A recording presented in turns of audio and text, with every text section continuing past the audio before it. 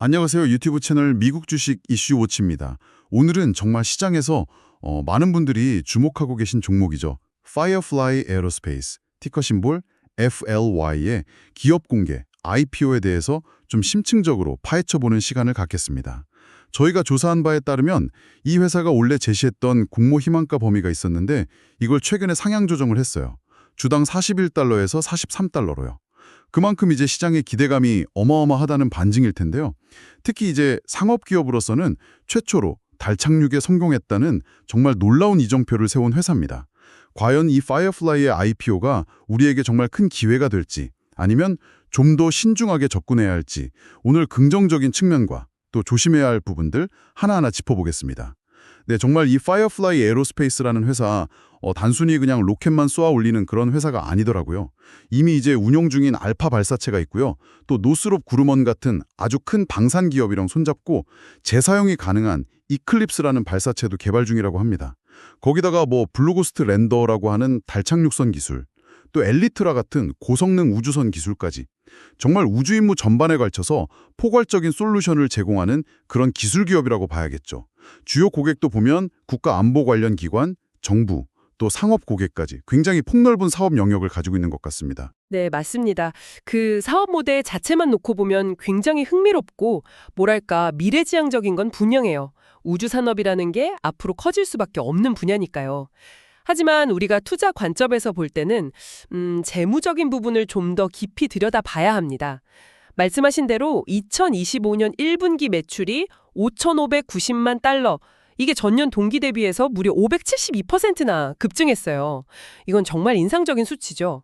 심지어 2024년 한 해 전체 매출이 6,079만 달러였는데 거의 거기에 육박하는 수준이고 2023년 매출 5,524만 달러는 이미 1분기 만에 훌쩍 넘어선 거죠.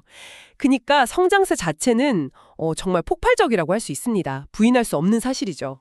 그렇죠. 572% 성장이라니 정말 엄청난 성장세입니다. 이런 성장세에 더해서 저는 특히 올해 초에 있었던 그 달 착륙 성공이 정말 대단한 성과라고 생각해요. 이게 역사적으로 보면 정말 소수의 몇몇 국가들만 성공했던 일이잖아요. 달 착륙이라는 게. 근데 이걸 민간 기업이, 상업 기업이 해냈다는 거죠. 이건 단순히 기술력을 보여주는 걸 넘어서 파이어플라이라는 회사의 존재감을 전 세계에 각인시킨 사건이라고 봅니다. 투자자들에게는 정말 이보다 더 강력한 스토리가 있을까 싶어요. 그리고 최근에 나사로부터 또 대형 계약을 따냈죠. 1억 7,700만 달러 규모의 달 남극 탐사 미션 계약. 이것도 그냥 나온 계약이 아니거든요. 그만큼 이제 정부 기관에서도 파이어플라이의 기술력과 신뢰도를 인정하고 있다는 증거라고 봐야 하고요. 또 10억 달러가 넘는 데는 그 수주 잔고.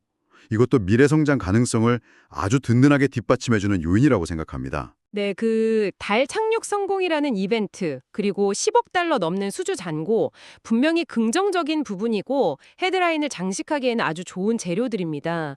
하지만 그 이면의 숫자들을 좀 더 냉정하게 봐야 할 필요가 있어요. 매출이 그렇게 폭발적으로 늘었다고 말씀하셨는데 그럼에도 불구하고 2025년 1분기에만 순손실이 6,010만 달러입니다. 매출보다 더 많은 손실을 낸 거죠. 이게 1분기만 그런 게 아니에요. 2024년 한 해 동안에는 순손실이 2억 3,113만 달러였고요. 2023년에는 1억 3,546만 달러였습니다. 계속해서 막대한 규모의 적자를 내고 있다는 거죠. 물론 1분기에 매출 총이익, 그러니까 매출에서 매출 원가를 뺀 이익은 222만 달러로 간신히 흑자 전환을 하긴 했습니다. 아주 작은 규모지만요. 하지만 영업비용이나 이자 비용 등을 다 빼고 나면 결국에는 엄청난 순손실 상태라는 점. 이건 투자자들이 절대로 간과해서는 안 될 부분입니다. 아직 수익 모델이 제대로 정착되지 않았다는 신호일 수 있거든요. 그리고 또 하나, 그 10억 달러 수주 잔고. 이것도 자세히 들여다보면 좀 우려되는 부분이 있습니다. 이 수주 잔고의 무려 92%가 단 5개 고객으로부터 나온다는 거예요. 아, 92%인가요? 그건 좀 집중도가 높긴 하네요. 네, 상당히 높은 거죠. 이게 의미하는 바는 만약에 이 주요 고객 5곳 중에서 단 한 곳이라도 계약을 변경하거나 이탈하게 된다면 회사 전체 실적에 정말 치명적인 타격을 줄 수 있다는 겁니다. 매출의 안정성 측면에서는 상당한 위험 요인이라고 봐야죠. 고객 다변화가 시급한 과제라고 할 수 있겠습니다. 그리고 재무 건전성 자체도 좀 불안합니다. 2025년 3월 말 기준으로 보면 회사가 당장 쓸 수 있는 현금 및 현금성 자산이 한 1억 7,690만 달러 정도 되거든요.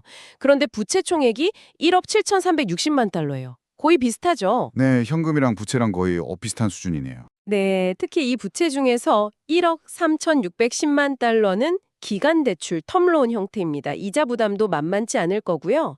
더군다나 이번 IPO를 통해서 조달하는 자금의 상당 부분을 기존에 있던 이 부채를 상환하고 또 우선주 주주들에게 배당금을 지급하는 데 사용할 예정이라고 공시 있어요.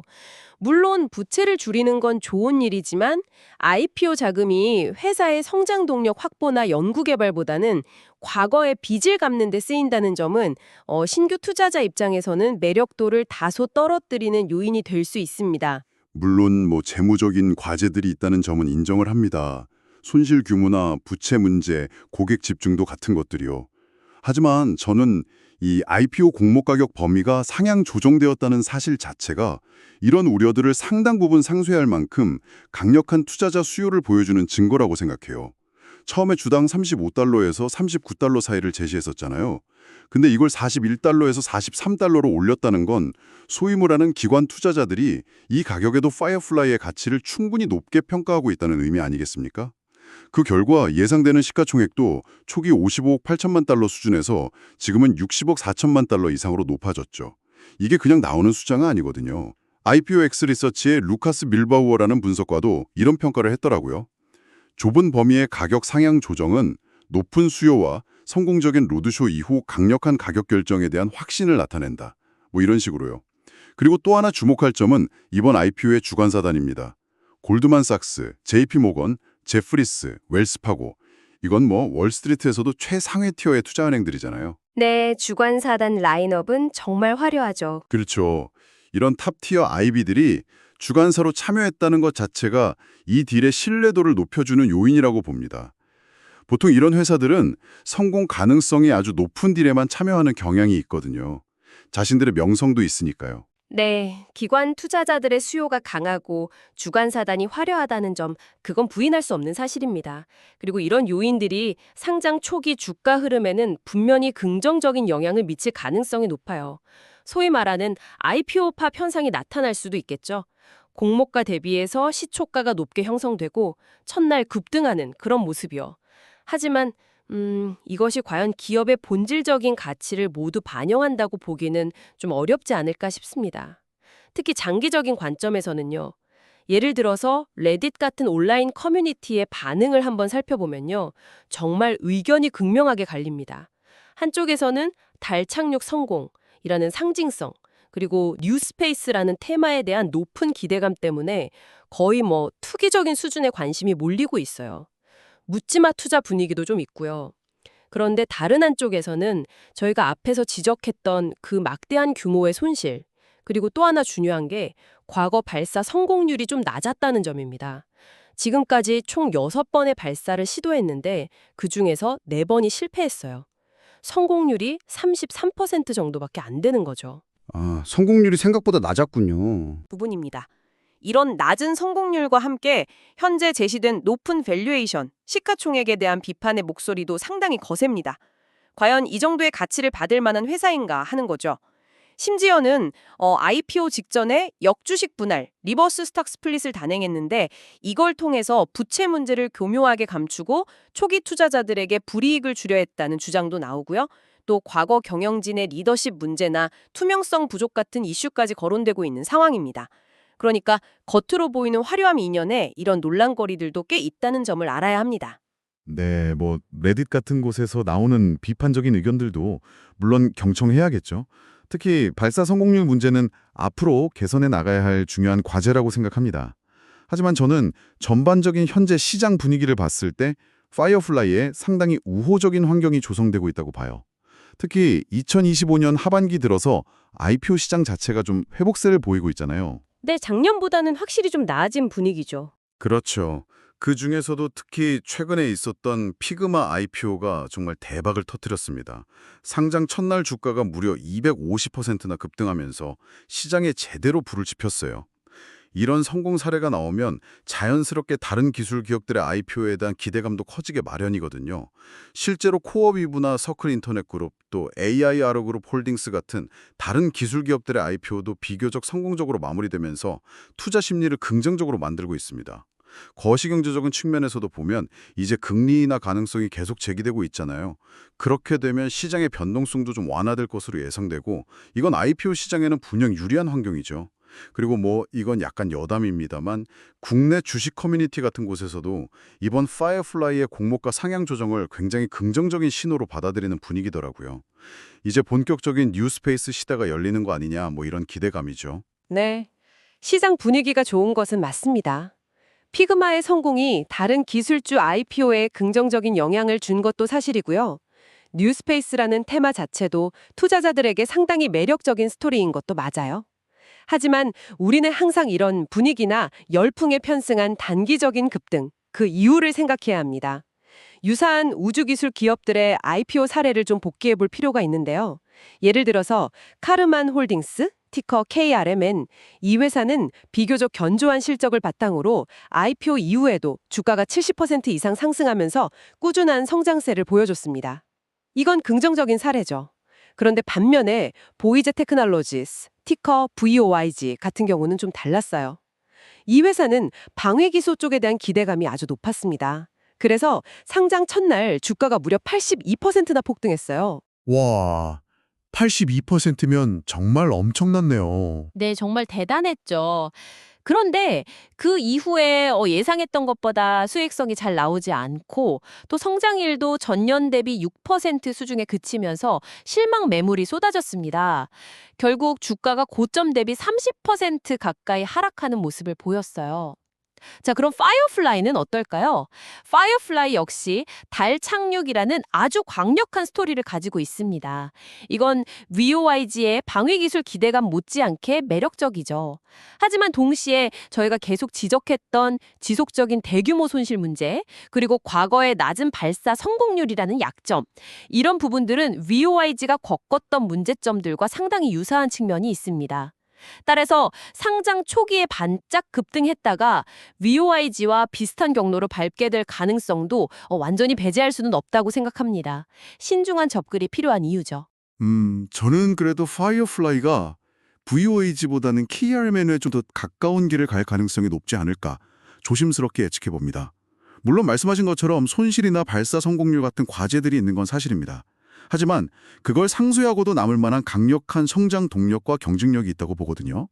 다시 한번 강조하지만 1분기 매출 성장률 572%. 이건 정말 어마어마한 숫자입니다.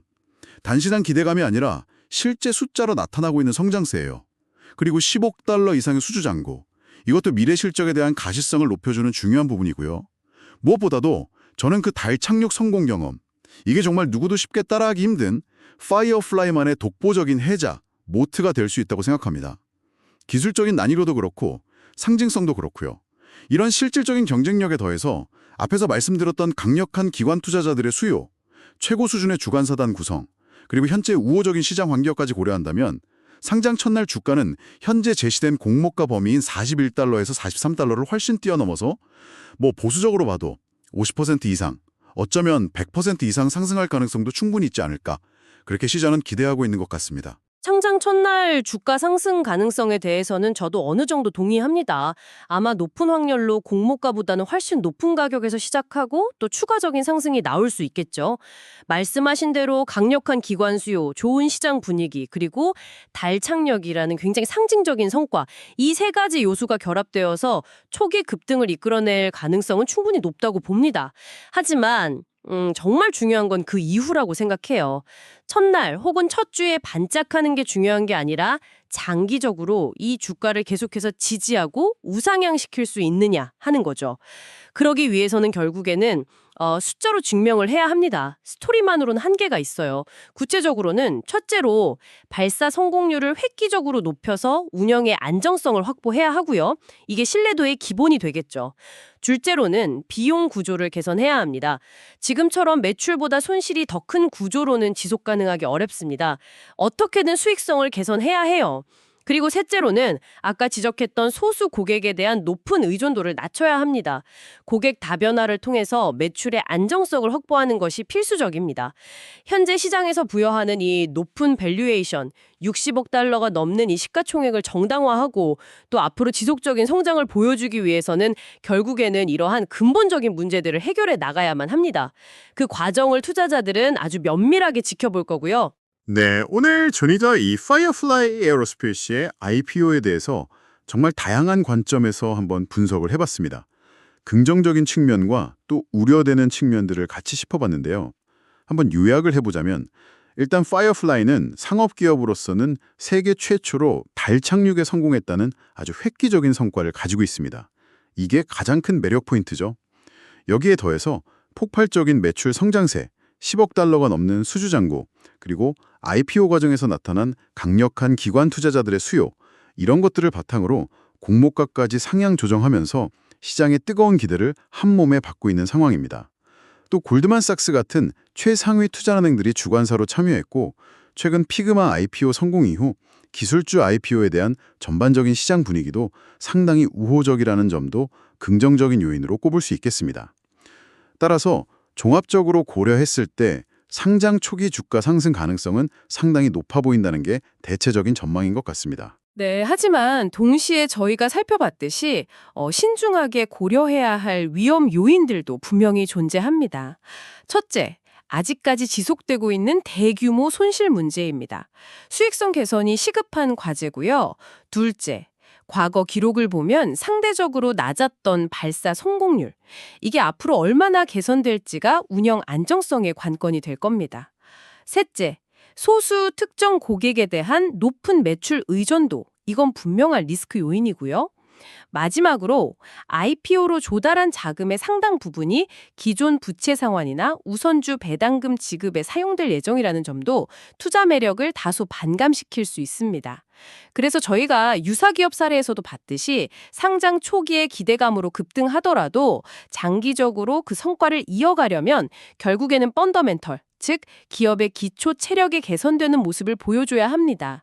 따라서 파이어플라이 에어로스페이스는 단기적으로는 높은 변동성을 동반할 수 있는 소위 말하는 고위험 고수익, 하이리스크 하이리턴 투자 기회로 볼 수 있겠습니다. 그리고 장기 투자 관점에서는 회사가 앞으로 재무 건전성을 어떻게 확보해 나가는지 또 운영 효율성을 얼마나 개선하는지 그 과정을 아주 면밀히 지켜보는 것이 중요하다고 말씀드릴 수 있겠습니다. 네, 오늘 저희가 나눈 이야기들이 청취자 여러분께서 이 파이어플라이 에어로스페이스 IPO에 대해 현명한 판단을 내리시는데 조금이나마 도움이 되셨기를 바랍니다. 네, 오늘 저희가 말씀드린 내용은 어디까지나 정보 제공을 목적으로 하는 것이고요. 특정 종목에 대한 매수나 매도 추천이 아님을 분명히 밝힙니다. 모든 투자 결정은 청취자 여러분 본인의 신중한 판단과 책임 하에 이루어져야 한다는 점 꼭 기억해 주시기 바랍니다. 맞습니다. 따라서 실제 정보와는 약간의 차이가 있을 수도 있다는 점을 감안해 주시면 감사하겠습니다. 오늘 준비한 내용은 여기까지입니다. 들어주셔서 감사합니다. 다음 시간에 더 유익한 정보로 다시 찾아뵙겠습니다.